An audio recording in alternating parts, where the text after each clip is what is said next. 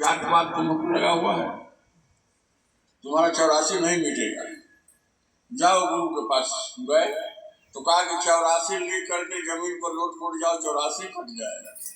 तो 84 पर लिख करके लोट पोट गए, 84 नाल पे कट गया। तो गुरु का बड़ा महत्व होता है। राम के भी गुरु थे, विश्वामित्र जी या वशिष्ठ के भी गुरु थे। अरे इनके वशिष्ठ गुरु थे और संदीपनी गुरु थे कृष्ण महाराज के। तो गुरु तो सबके हुए हैं बंधु। अब गुरु जो है सबसे अंत में गुरु जो है वो सदगुरु स्वामी है, मालिक अनंत कोटि ब्रह्मांड के रचयिता। जितने भी ब्रह्मांड है सब उनके अंदर घूम रहा है, जितने भी सूर्य है सब उनके अंदर इतना प्रकाश है, इतना प्रकाश है कि अगर एक किरण भी उसका उतर जाए तो सारी धरती जल जाए। और वो खरबों सूर्य का प्रकाश है वहां पर। और वहां पर हंस जो है गुरु को देखता है, अनहोश हो जाता है। गुरु को देखने में जगह आता है तो अनहोश हो जाता है बंधु। और चौथा महल में जो सतनाम गुरु है, सदगुरु स्वामी है, वही ले जाते हैं उनको। और जब संत उनको सूरत दिखाएगा तब, और संत कब सूरत दिखाएगा? जब सदगुरु आदेश देंगे तो संत सूरत दिखाएगा।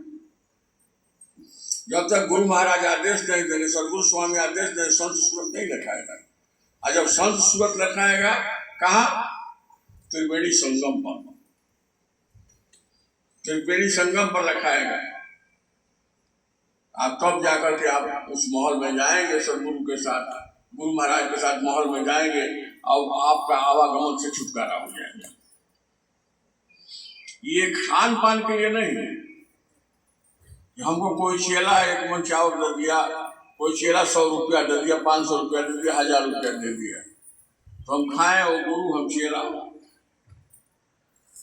तो गुरु चेला दोनों बूढ़ी हैं, बड़ चढ़ पत्थर की नाव, दोनों बुड़ेंगे पत्थर की नाव पर चढ़कर। बंधु मुर्शिद गुरु मिला नहीं भाई, कहते आवागमन में जाएगा। जब तक मुर्शिद गुरु नहीं मिलेगा आवागमन नहीं जाएगा।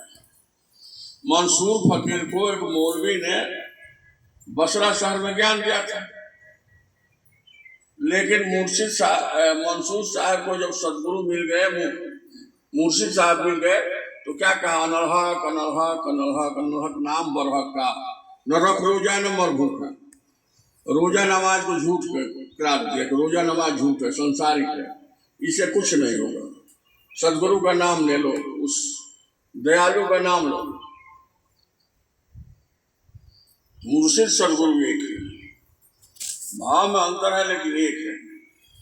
मुर्शिद से सदगुरु है, सदगुरु मुर्शिद मान। मुर्शिद के अंदर सदगुरु है, सदगुरु के अंदर मुर्शिद है। बंधु तो भजन करते हो तो भजन रात को करो, खाट से बैठ करके करो। देखो भजन जो है शरीर नहीं करेगा, भजन सुगत होता है, सुगत से भजन होगा, शरीर से नहीं होगा। और हम भेष बना ले, बाल रखे, जूता रखे, लाल वस्त्र पहन ले, इससे कुछ नहीं होने जाने को। होना जाना भजन करे, सदगुरु का मिलन हो और संत का मिलन हो, यही सबसे बड़ा चीज है। संत का मिलन जो हो ये सबसे बड़ा चीज है बंधु। संत का मिलन जल्दी होता नहीं है, बड़े भाग से मिले ना। संत चरण मिलेला बड़ा भाग से।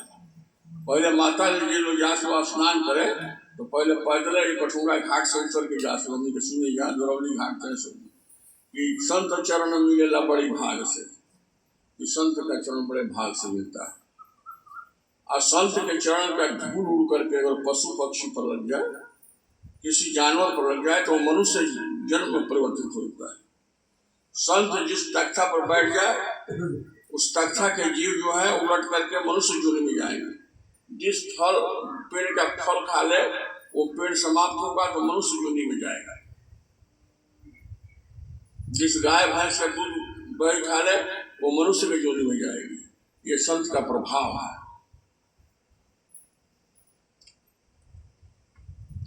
तो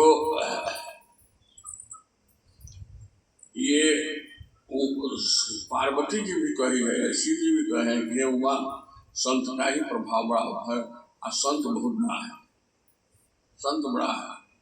एक बार पार्वती जी को विस्मय हो गया। क्या विस्मय हो गया? कि राम जी खोजते हुए लक्ष्मण जी के साथ जा रहे थे जानकी को, जानकी का हरण हो गया था। तो वो वृक्ष से, भौरों से, पशु पक्षियों से पूछते हैं कि तुमने सीता को देखा है?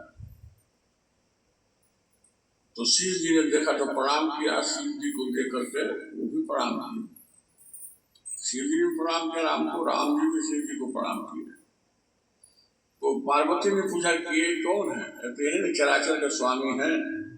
अरे तो रास्ते में पूछ रहे हैं, भौरों से पूछ रहे हैं, इनसे पूछ रहे हैं, डाल वृक्ष से पूछ रहे हैं, हरिण से पूछ रहे हैं, क्या इनको मालूम नहीं है कि जानकी कहाँ गई?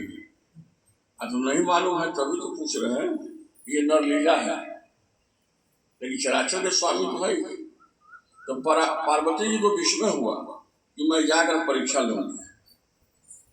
तो पार्वती जी क्या किया? सती तीन सीता कर भेष, सीता के भेष बना के जाके रास्ता में आगे बढ़ गई। जब राम जी बने तो कहने की माता जी प्रणाम। माता जी कह के प्रणाम किए, तो वहां के छीन लिए नहीं। तो सती के अब विस्मय में ये तो हमको पहचान, सीता का भेष में भी बनाए हैं तो भी ये पहचान लिए। हम कहते हैं माता जी प्रणाम। पिताजी केतु जी कहाँ है? अब जब समझ ले कि हम उसको पहचान